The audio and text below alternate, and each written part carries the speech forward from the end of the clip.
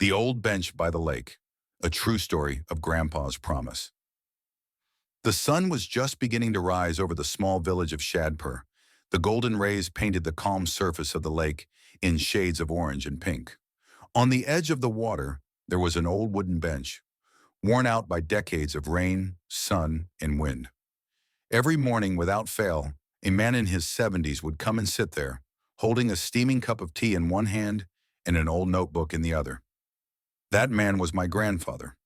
Everyone called him Haji Sahib, but to me he was simply Grandpa. When I was young, I never really understood why he sat there every day, sometimes for hours, staring at the water, scribbling in his notebook, or just smiling quietly as the breeze played with his white beard. One day when I was about 12, I asked him, "Dada, why do you always sit on this bench? Don't you get bored?" He looked at me with his warm, gentle eyes and said, "Beta, this bench is not just wood. It holds my life's most important memories. One day, I will tell you." The beginning of his story, it was only years later, when I had grown up and was in college, that Grandpa finally shared the full story.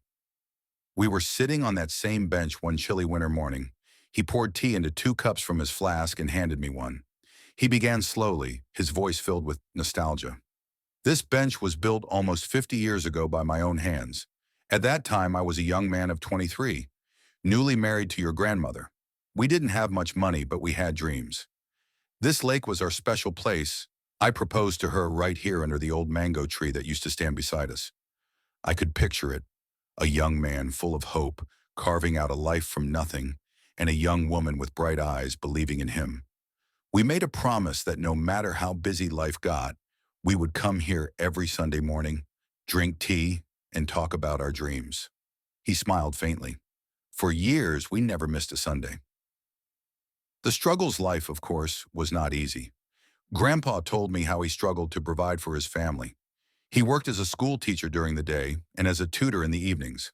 There were days when he came home exhausted, but still on Sunday morning, he and Grandma would walk hand in hand to the lake. Sometimes we laughed about silly things, he said. Sometimes we argued about money, about my long working hours, but we always ended up holding hands again before we left this bench. This place kept our hearts together. When his first child, my father, was born, they brought him here, wrapped in a blanket.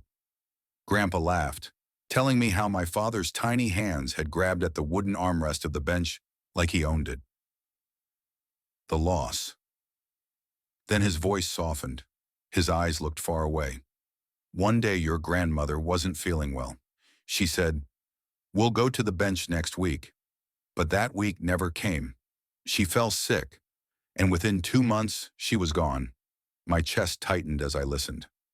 I had never seen Grandpa cry before, but that day his voice broke. "She was only 48. I felt like someone had taken the sun out of my life. For weeks, I couldn't come here. I couldn't bear to see the lake without her." But then one morning, he forced himself to walk back. I sat here alone with my tea, and I remembered our promise to never miss a Sunday. I decided I would keep coming, for her, for us.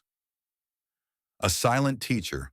Over the years, that bench became Grandpa's silent companion.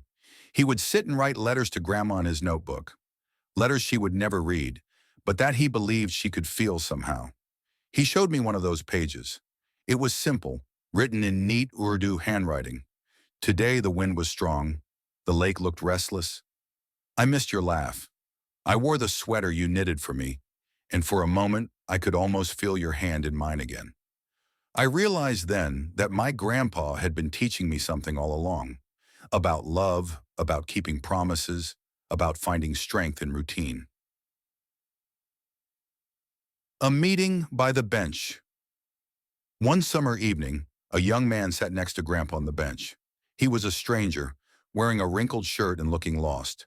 Grandpa, being the kind man he was, offered him tea from his flask. The young man opened up. He was about to leave the village for the city, chasing a better job, but he was afraid of failing.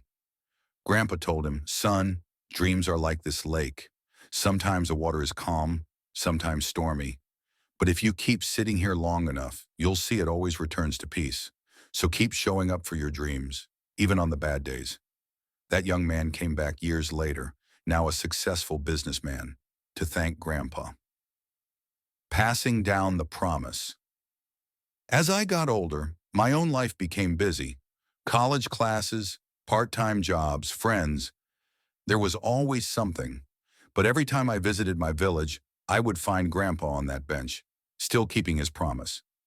One day he said to me, "Beta, when I'm gone, I want you to sit here sometimes, not for me, but for yourself.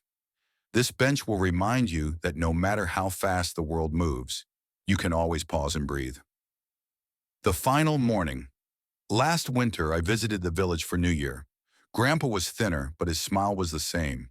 We had tea on the bench and talked about nothing in particular. The weather, the birds, the taste of the tea. A week later, I got the call. Grandpa had passed away peacefully in his sleep. When I went back for the funeral, I walked to the lake at sunrise.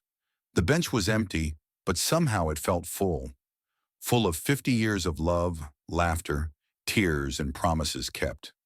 I sat there with my own cup of tea, and I realized I was now part of that promise.